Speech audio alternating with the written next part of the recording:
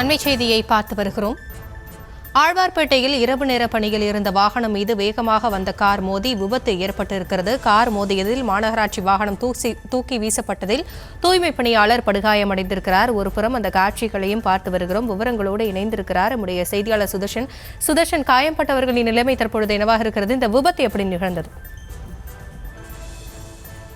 வணக்கம். சென்னை அபிராமபுரத்துல 123வது அந்த வார்டுல சாலையில இரவு நேர பணியில தூய்மை பணியாளர்கள் ஈடுபட்டு இருந்தார்கள். அப்போது அது மட்டும் இல்லாம அந்த சாலையில அந்த பேட்டரி வெஹிக்கிள்ல அந்த தூய்மை பணியாளர்கள் ஒருவர் அந்த பேட்டரி வெஹிக்கிளை ஓட்ட 2 பெண்கள் அருகருகே அமைந்து அந்த பேட்டரி வெஹிக்கிள்ல போயிட்டு இருக்கும் போது எதிர் திசையிலிருந்து வந்த ஒரு கார் அதிவேகமாக அந்த பேட்டரி வெஹிக்கிள் மேல மோதி அந்த பேட்டரி வண்டி தூக்கி எறியப்பட்டு அதுல இருந்த 2 பெண்கள் உட்பட ஒரு ஆண் காயமடைந்திருக்கிறார்கள். அந்த பேட்டரி வெஹிக்கிளை ஓட்டிய அந்த ஆண் நபருக்கு மட்டும் கிட்டத்தட்ட காயம் அதிக அளவில் இருந்திருக்கிறது. உடனடியாக அவர் மருத்துவமனைக்கு அழைத்து செல்லப்பட்டிருக்கிறார். அவருக்கு சிகிச்சை அளிக்கப்பட்டு வருகிறது. இந்த 2 பெண்களுக்கும் லேசான காயம். இந்த காரை ஓட்டி வந்த நபர் யார்? அதிவேகமாக ஓட்டி இந்த விபத்தை ஏற்படுத்தி அது மட்டும் இல்லாம அந்த நபர் அங்கிருந்து உடனடியாக தப்பித்து முயன்றிருக்கிறார்.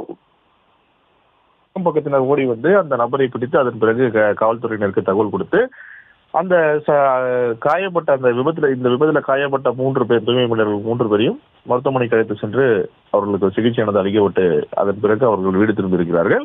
தொடர்ச்சியாக இந்த விபத்து தொடர்ச்சியாக இரவு நேரத்தில் அதிகமாக நடந்து வருவதாகவும் தூய்மை பணியாளர்கள் குற்றம் சாட்டி வருகின்றனர்.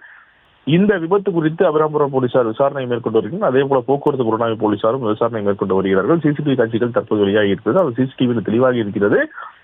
அந்த பேட்டரி வெஹிக்கிள்ல போகும்போது ஒரு கார் அதிவேகமாக மோதி அந்த பேட்டரி வெஹிக்கிள் தூக்கி வீசப்படுகிறது. அந்த காட்சிகள் தற்போது வெளியாகி வெறும் பரபரப்பை ஏற்படுத்துகிறது.